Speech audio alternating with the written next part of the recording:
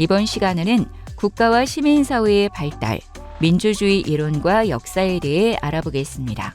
이번 시간을 통해 여러분은 국가와 시민사회에 관한 현대사회 이론들과 민주주의 이론과 역사에 대해 설명할 수 있습니다.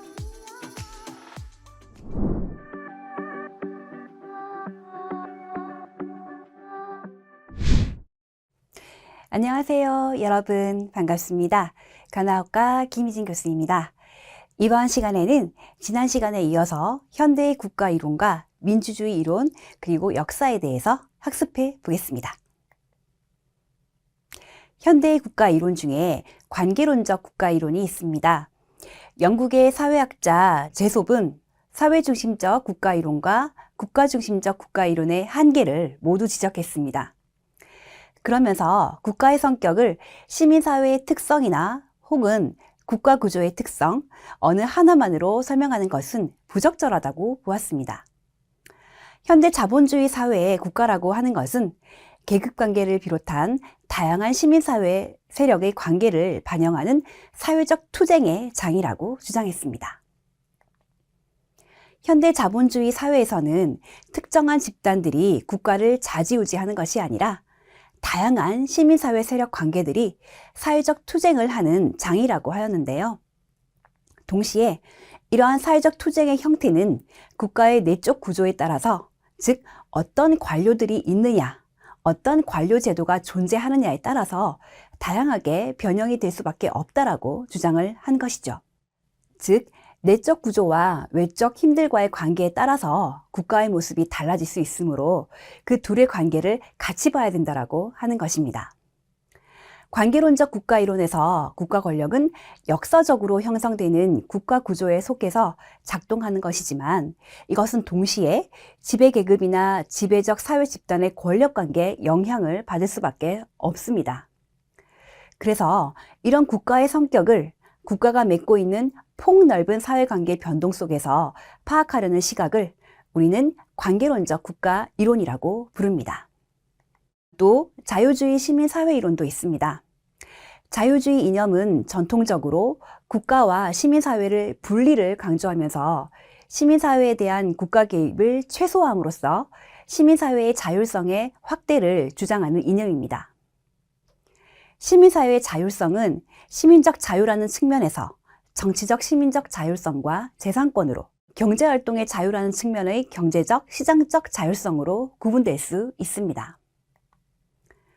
시장적 자율성을 중시하는 자유주의 시민사회 이론은 자유로운 시장경제 원리를 옹호하는 경제학자와 정치학자 주장에 적극적으로 동조합니다. 예를 들어서 보이지 않는 손을 내세워 시장에 대한 국가 개입의 최소화를 주장하는 아담 스미스의 이론과 이것을 발전시킨 하이에크와 프리드먼과 같은 신자유주의 경제학 이론들은 시민사회의 자율성을 강조합니다. 반면에 신토크빌주의 시민사회 이론도 있습니다. 자유주의가 시민사회의 자율성 중에서 경제적, 시장적 자율성을 더 중요시하고 있는 것을 비판하면서 신토크빌주의는 정치적, 시민적 자율성을 더 중요시해야 된다고 주장합니다. 이 이론들은 기본적으로 토크빌의 중간 집단 이론에 기대고 있는데요. 미국의 민주주의 발전에 중추적인 역할을 한 종교단체, 동호회, 사회단체와 같은 굉장히 다양한 결사체를 중간 집단이라고 하는데요. 시민사회의 활동은 이들 집단의 활동에서 찾았습니다. 예를 들어서 퍼트넘 같은 현대 신토크주의자들은 시민단체와 같은 자발적 결사체들이 국가로부터 시민사회의 자율성을 확대시키는 데 크게 기여했다고 보았는데요. 이들은 시민사회를 개인들 간의 사회적 신뢰와 규범적 통합이 이루어진 이성적인 공간으로 보는데 너무나 이상적인 공간으로 보려고 한다는 점에서 비현실적이라고 비판을 받기도 합니다. 자유민주주의자들이 경제적 자유에 초점을 맞췄다면 신토크빌주의자들은 사회의 정치적, 사회적 자율성을 강조했다는 점에서 두 이론이 비교가 됩니다. 다음으로 그람시주의 시민사회 이론도 있습니다.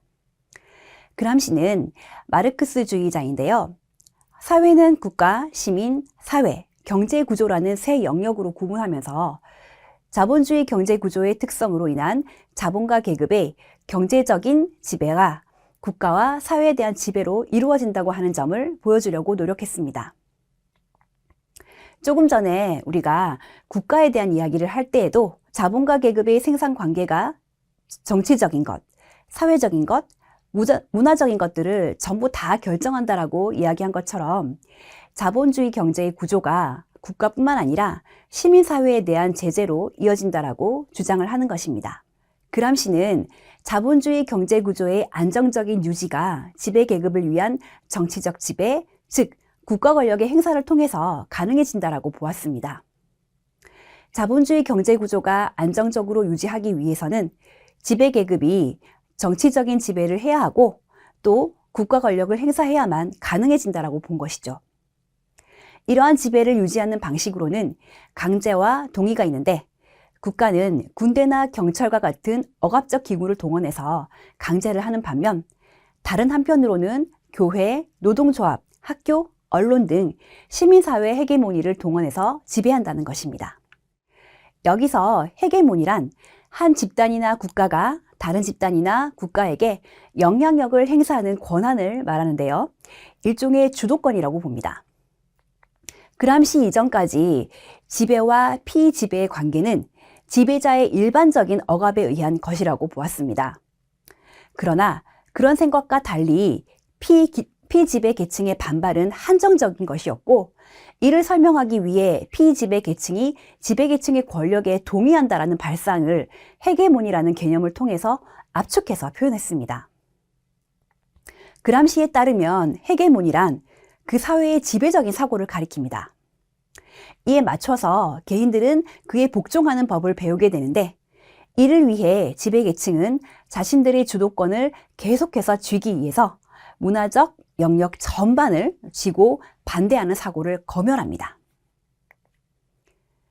자본가 계급은 한편으로는 국가를 동원해서 억압적으로 자신들이 원하는 자본주의 체제를 유지시켜 나가고 또 한편으로는 시민사회에 교회, 노동조합, 학교, 언론 등의 헤게모니를 동원해서 자본주의 사회 질서를 유지시킨다고 하는 것이죠. 그래서 그람시는 자유주의나 신토크빌주의처럼 국가에 대항하는 시민사회의 자율성을 주장하는 것이 아니라 시민사회는 지배계급의 지배가 유연하게 이루어지는데 수단으로서 존재하는 공간이라고 하는 점을 강조합니다. 그래서 그람시는 자본주의를 폐지하고 사회주의를 실현하기 위해서는 시민사회 안에서 피지배계급이 지배계급의 헤게모니와 자본주의 국가에 대한 동의를 해체할 수 있는 대항 헤게모니를 형성해야 한다고 주장했습니다. 시민사회라고 하는 것은 자본가 계급이 만들어 놓은 헤게모니라고 하는 동의를 얻은 기구들에 의해서 지배된다라고 얘기를 했기 때문에 이것을 무너뜨리기 위해서는 그것들에 대항하는 대항 헤게모니를 형성하고 기존의 헤게모니 기구들을 장악해야 된다라고 주장을 한 것이죠. 그리고 이것을 헤게모니 투쟁이라고 불렀는데 두 가지 투쟁이 있습니다. 하나는 국가기구에 대해서 전면적인 공격을 수행하는 기동전, 그리고 또 한편으로는 시민사회 내부에서의 헤게모니 기구들을 장악하는 진지전이라고 부릅니다. 다음으로 하버마스적 시민사회론도 있습니다. 하버마스는 그람시처럼 시민사회를 헤게모니적 지배와 투쟁의 공간으로 보기보다는 사생활과 더불어 공적인 의사소통이 이루어지는 공간으로 보았습니다. 그리고 그는 시민사회가 현대로 오면서 역사적으로 사적인 가족과 공적인 공론장으로 점차 분화되었다는 사실에 주목합니다. 가족은 처음에는 생존을 위해 집도 짓고 먹을 것을 구하는 등 물질적인 생산이 이루어지는 공간으로서 출발을 하였다면 점차 이해를 공유하는 친밀한 집단으로 발전되었습니다. 이와 함께 살롱, 카페, 클럽, 신문 등을 매개로 사회적이고 공적인 문제를 토론하는 공간, 즉 공론장이 새롭게 형성되었는데요. 이 공론장은 부르주아지들이 자신들의 정치적 여론을 형성해서 봉건적 지배에 대해서 비판하고 저항하는 매개체 역할을 했다라고 보고 있습니다. 그리고 이런 공론장이 부르주아 혁명을 거치면서 이상적인 형태로서 법치국가에서 의회민주주의 형태로 제도화되었다고 보는데요. 하지만 하버마스는 이런 공론장이 항상 발전하는 것이 아니라 쇠퇴하기도 한다라고 하였습니다. 의회나 대중매체와 같은 시민사회 공론장이 쇠퇴하는 것을 정치적 공론장의 재봉건화라고 하였습니다. 즉, 이 공론장이라고 하는 것은 사회분화 과정을 설명하는 것이기도 하고 사회분화 과정을 통해 공론장을 설명할 수도 있는데요. 역사적으로 보면 최초로 등장한 체계를 생활체계라고 합니다. 개인들이 일상적으로 살고 있는 생활체계가 이에 해당되는데 가족이 중심이 되겠죠. 하지만 이것들이 훨씬 더 복잡해지면서 권력이나 화폐와 같은 새로운 매개체가 등장을 하면서 이 매개를 통해 사람들이 관계를 맺게 됩니다. 체계의 분화가 이루어지면서 훨씬 더 체계적으로 사람들이 관계를 맺게 되는 것이죠. 그것의 대표적인 체계에는 화폐를 매개로 한 자본주의 시장 경제체계와 권력을 먹이로 하는 관료적 복지행정의 국가체계가 존재하게 되는 것입니다. 이때 국가나 경제와 같은 체계는 목적 합리성의 논리에 작동을 하게 됩니다. 목표와 결과가 중요하기 때문에 그것을 추구하기 위해서 수단적 합리성이 중요해지는 것입니다. 하지만 여전히 생활체계라고 하는 것은 시민들의 일상생활 공간이기 때문에 시민들은 별개로서 서로 의사소통을 하게 되는데요. 여기에서는 의사소통적 합리성의 논리가 작동하는 공간이기도 합니다. 하지만 후기 자본주의 사회에서 방금 말씀드렸던 화폐 논리나 권력 논리는 생활 속에서 끊임없이 침투해 들어감으로써 합리적인 의사소통을 억압하거나 왜곡할 수도 있는 것입니다. 이것을 하버마스는 체계에 의한 생활세계의 식민화라고 비판을 하였습니다. 생활체계의 식민화라고 하는 것은 조금 어려운 개념처럼 들릴 수도 있지만 쉽게 설명을 하자면 말 그대로 개인의 의사소통의 공간인 생활체계가 시장경제체계나 국가체계에 의해서 간섭이나 억압을 받는 것을 의미합니다. 만일 국가에서 시행하는 어떤 정책이 불합리적인 것이라면 생활체계 내에서 사람들이 만나서 의견을 교환함으로써 그 정책에 대해서 이야기할 수 있는 권리가 인정되어야 되는데 그것이 돈이라든지 국가 권력 등에 의해서 억압됨으로써 거론되지 못하는 것을 의미합니다. 그렇다면 국가와 시민사회를 어떻게 볼 것인가에 대해서 생각해 보아야 할 텐데요. 국가 시민사회에 대한 이론이 다양한 것은 여러 이유가 있겠지만 주목해야 될 이유로는 사회의 역사적인 변화와 이론가들의 이론적인 관점, 실천적 관점이라고 할 수 있습니다.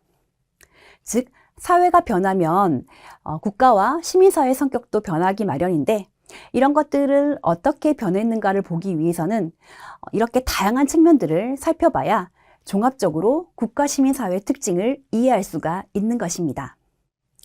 자본주의 사회에서는 국가와 시민사회 모두에서 자본가 계급의 지배력이 커지게 됩니다. 하지만 국가와 시장, 시민사회 등이 민주화되면서 일방적인 지배 이데올로기적 헤게모니는 약화될 것이고 그 안에서 다양한 이데올로기가 담론이 좀 더 공정하게 경쟁할 수 있는 환경이 형성되겠죠. 즉, 민주주의라고 하는 것이 훨씬 더 다양성을 보장하는 데 중요하다고 하는 것입니다. 한편 현대사회가 분화되고 다원화되면서 시민사회도 다양한 적대가 공존하고 중첩되는 복합적인 공간이 되어가고 있습니다. 그래서 국가이론이나 시민사회론도 사회적 다양성과 분화를 설명할 수 있는 이론으로 발전하는 과정 중에 있는 것입니다.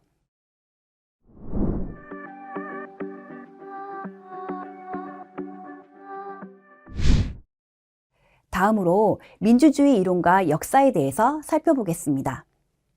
여러분, 민주주의란 무엇일까요? 민주주의란 말 그대로 국민이 주인이 된다는 뜻으로 국민이 권력을 가지고 그 권력을 스스로 행사하는 제도입니다. 민주주의의 그리스 어원을 살펴보면 데모크라시아, 즉 인민의 통치를 의미합니다.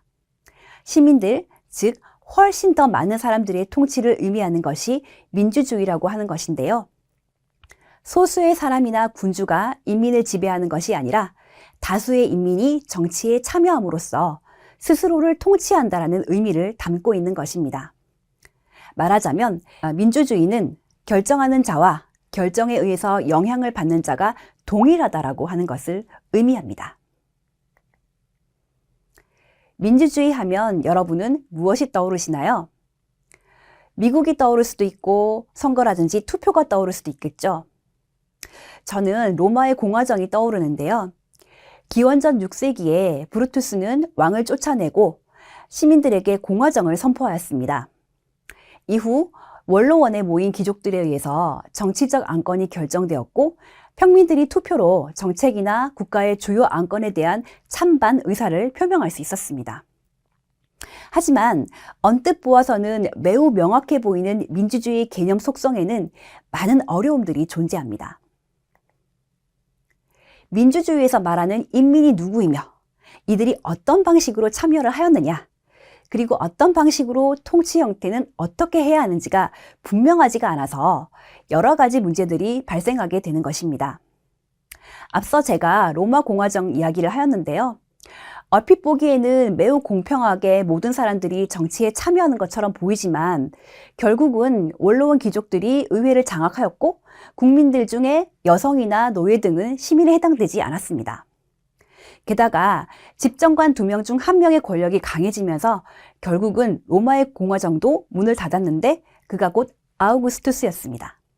특히 직접 민주주의가 실현되기 어려운 상황일수록 민주주의가 어떤 절차를 가져야 되는가에 대해서 합의를 하는 것은 쉬운 일이 아닙니다. 그렇기 때문에 인민의 자기결정의 형태와 범위, 내용들에 따라서 민주주의는 논란의 대상이 될 수도 있습니다. 그래서 역사적으로 보면 민주주의의 바람직한 형태나 내용에 대한 결정은 공정하고 합리적인 어떤 토론, 합의를 통해서 이루어지기보다는 투쟁과 갈등의 권력 장악이나 타협 등을 통해서 이루어지는 경향이 있습니다. 민주주의의 역사를 살펴보면 한국은 70년대에 독재국가였지만 1970년대 6월 항쟁으로 유럽의 경우는 부르주아 혁명과 참정권 투쟁 등을 통해서 쟁취한 것이며 역사적으로 민주주의는 쟁취된 것이라는 것을 알 수 있습니다. 보통 우리는 북한을 공산주의 혹은 사회주의 국가라고 말합니다. 그런데 북한의 공식 명칭이 무엇인지 아시나요? 네, 조선민주주의 인민공화국입니다. 독재에 의해서 이루어지는 국가가 민주주의 형태로 버젓이 왜곡되고 있는 것이죠. 1970년대 유신헌법을 통해 독재와 장기 집권을 추구했던 박정희의 군사정권도 스스로를 한국식 민주주의라고 부르면서 민주주의를 왜곡하였습니다. 다음으로 민주주의의 확산과 딜레마에 대해서 살펴보겠습니다. 국가의 억압에 대한 시민사회의 저항은 민주주의를 발전시키고 법치국가 형태로 제도화되게 됩니다. 사회 규모가 커지고 복잡해지면서 민주주의는 간접 민주주의 또는 대의제 민주주의 형태로 발전해왔습니다. 대의제 민주주의는 선거를 통해서 대통령, 국회의원, 지역단체장, 지역의회, 의원들을 선출해서 이들에게 국가행정이나 지방행정을 맡기는 것이죠. 하지만 대의제 민주주의라고 하는 것은 항상 한계를 가지고 있습니다. 더 많은 사람들의 의지가 대표자를 통해서 충분히 관철되지 못하거나 제도적으로 올바르지 않은 것도 해야 하는 한계가 존재하고 있는 것이죠. 그렇기 때문에 오늘날에는 그런 한계들을 넘기기 위해 다양한 시민사회가 발달하고 있습니다. 예를 들어서 국가노동권의 3자 협의를 추구하는 조합주의, 그리고 오늘날 거버넌스라고 불리우는 정부와 시민단체 간의 협치, 사회운동의 활성화, 시민참여와 풀뿌리 민주주의 등이 점점 발전하고 있고 새롭게 만들어지고 있는 것입니다. 하지만 주권자인 시민들이 항상 동일한 생각을 갖고 있는 것이 아니기 때문에 민주주의 사회에서는 다양한 분열과 갈등이 발생할 수밖에 없습니다.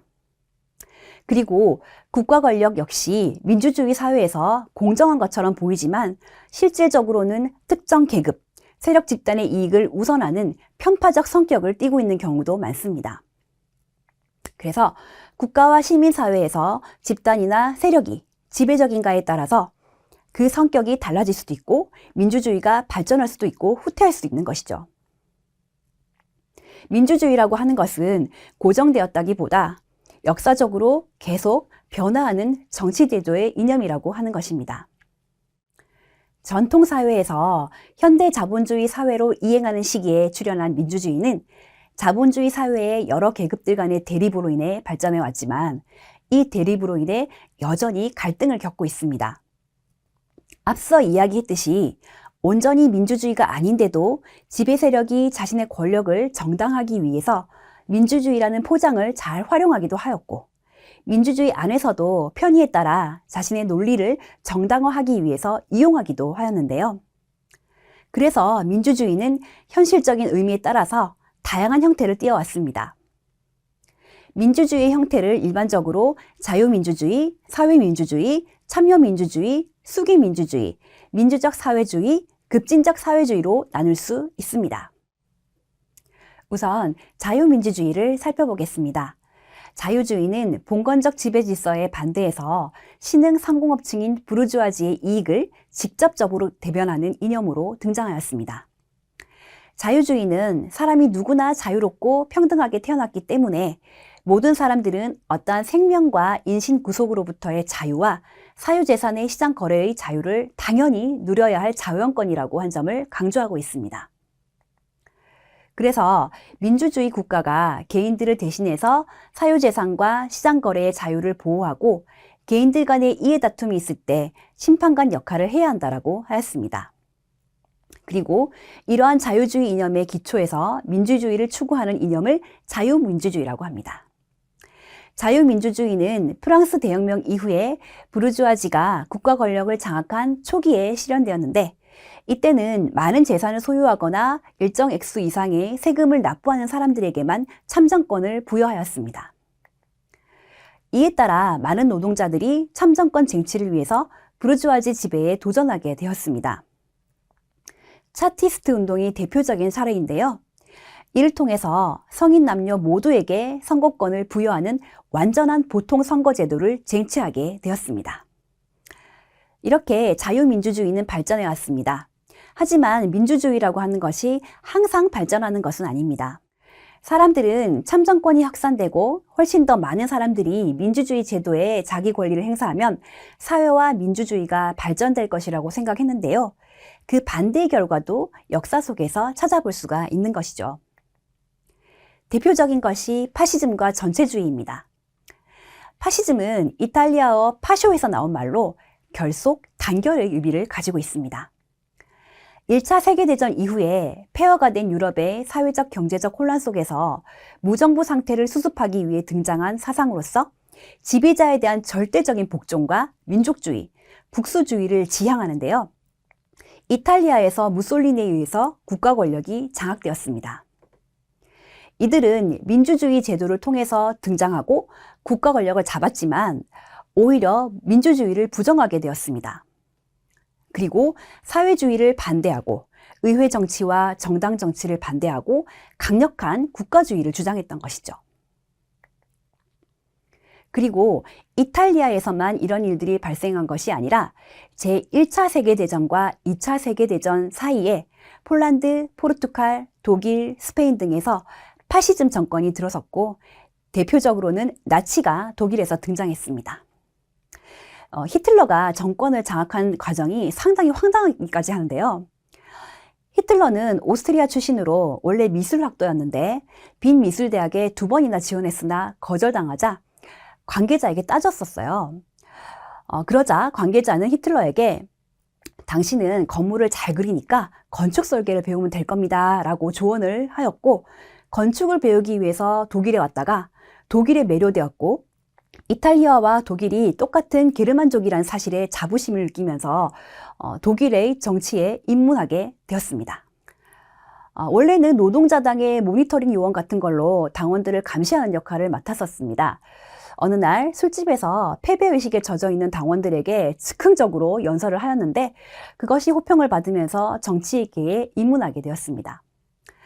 대중의 인기를 등에 업고 얼떨결에 정치계에 입문하면서 당시 대통령이었던 힌덴부르크가 히틀러를 이용하기 위해서 총리 자리에 앉혔는데요. 히틀러가 총리가 되자마자 내각은 헌법에서 정한 내용 말고도 다른 법을 만들 수 있다라는 정권위임법을 통과시키면서 권력을 거머쥐게 됩니다. 히틀러에 의한 일당 독재와 민족주의가 결국은 유대인 학살을 자행하는 등 비합리적인 민족 감정에 호소하면서 제게 제2차 대전을 일으키게 되었던 것이죠.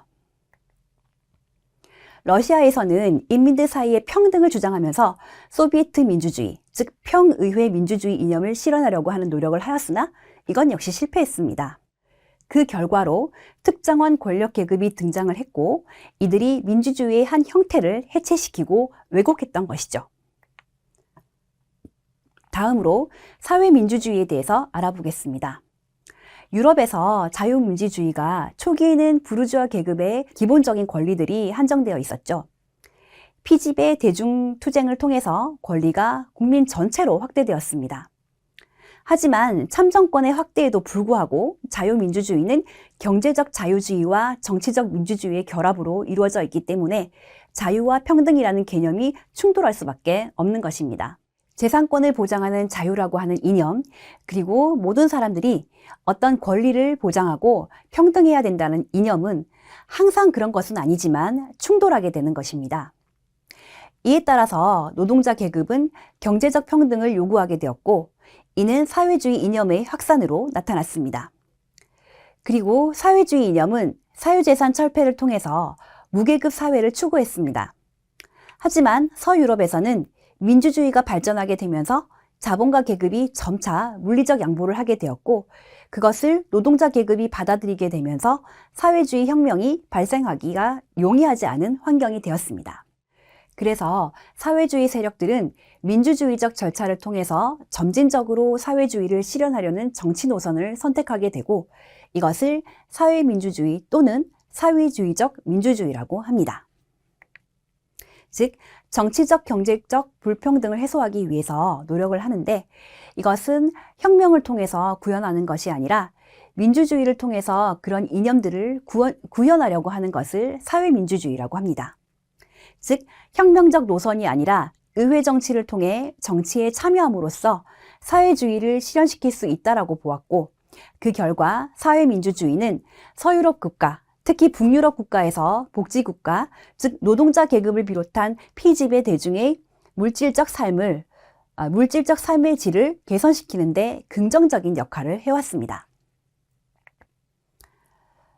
하지만 1970년대에 들어와서 두 차례의 석유 파동으로 인해 자본주의 세계 경제가 불황에 빠져들면서 복지국가의 유지가 점차 어려워지게 됩니다.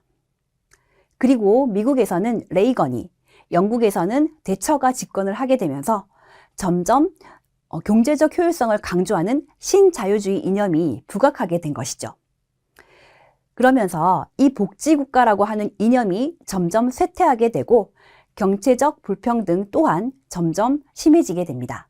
그리고 신보수주의라고 하는 가족, 노동윤리, 애국 등 전통적인 가치관을 강조하는 국가의 정치인 이데올로기가 되었습니다. 즉, 역사 속에서 보면 민주주의라는 환경의 변화와 사람들의 생각의 변화에 따라서 끊임없이 형태를 바꿔오면서 쇠퇴하기도 하고 발전하면서 지금의 형태로 오게 된 것입니다. 서유럽의 제도 정치를 보게 되면 점점 물질적 분배 중심의 계급 정치와 관료주의 경향이 강화되어 가는 특징을 보였는데요. 2차 대전 이후에 유럽에서 성장한 세대들은 이런 경향에 불만을 가지게 되었습니다. 그리고 젊은 세대의 반발은 1968년도에 급진적인 저항운동이라는 형태로 등장하게 되었습니다. 이들은 물질적인 것 외에 여성운동, 환경운동, 흑인 민권운동, 공동체 운동 등 다양한 정당한 것과 공정한 것들에 대해서 이야기를 했고, 이것은 시민사회 운동으로 발전하게 됩니다. 즉, 자유민주주의와 사회민주주의가 집중해온 제도 정치가 풀뿌리 시민들의 새로운 욕구를 수용하지 못한 데서 아래로부터의 저항이 등장을 한 것입니다. 그래서 페이트만 같은 학자들은 복지국가와 자유민주주의에서 부족한 것은 자유가 아니라 민주주의다 라고 하고 참여민주주의를 대안으로 내세웠습니다. 참여민주주의는 산업 현장과 정책과정 일반에서 시민대중의 참여를 제도화해서 시민대중들이 실질적으로 정치적, 경제적 의사결정에 참여하는 것을 목적으로 합니다. 하버마스 등은 여기에서 한 걸음 더 나아가 수기민주주의를 주장했습니다. 이것은 민주주의의 가치라고 하는 것은 단순히 많은 사람들이 민주주의 정책 과정에 참여하는 것이 가장 중요한 가치가 아니라 중요한 것은 의사소통이며 사람들이 얼마나 합리적으로 배제되는 사람 없이 더 많은 사람들이 수기, 즉 토의를 통해서 모두가 정당하다고 인정하는 공론을 형성하고 이를 통해서 의사결정 과정을 내리는 것이 민주주의의 참된 가치라고 주장하였습니다. 한국 사회에도 배심원 제도라던가 참여예산 제도 등 이런 것들을 통해서 다양한 거버넌스 협치의 제도가 확대되어 왔고 참여민주주의와 수기민주주의 발전에 기여하고 있습니다. 또 민주적 사회와 급진적 민주주의라는 개념도 있습니다. 플란차스 등 네오마르크스주의자들은 사회와 경제, 여러 영역에서 직접 민주주의와 자주관리를 확산시켜야 된다고 주장했습니다. 포스트 마르크스주의자인 라클라우나 무페 같은 학자들은 다양한 사회적 적대를 낳는 쟁점들 간에 서로 동등성을 인정하는 급진민주주의를 통해서 다양한 사회운동들과 수평적 연대를 형성해서 다원적 경제적 해방뿐만 아니 인권적 해방, 젠더 성해방, 생태적 예방 등 다원적 예방을 추구하는 것이 새로운 사회주의 전략으로 삼아야 된다라고 주장을 하기도 했습니다. 이번 시간에는 다양한 국가 시민사회와 민주주의에 대해서 이야기를 함으로써 어떠한 민주주의 형태로 발전해 왔는지, 그 안에는 어떤 특징들이 있는지, 그리고 우리는 앞으로 어떤 민주주의를 지향해야 될 것인지에 대해서 이야기를 나누었습니다. 다음 주차에는 젠더와 섹슈얼리티, 가족에 대해서 알아볼게요. 여러분 수고 많으셨습니다. 이번 시간에 학습한 내용을 확인해 보시기 바랍니다.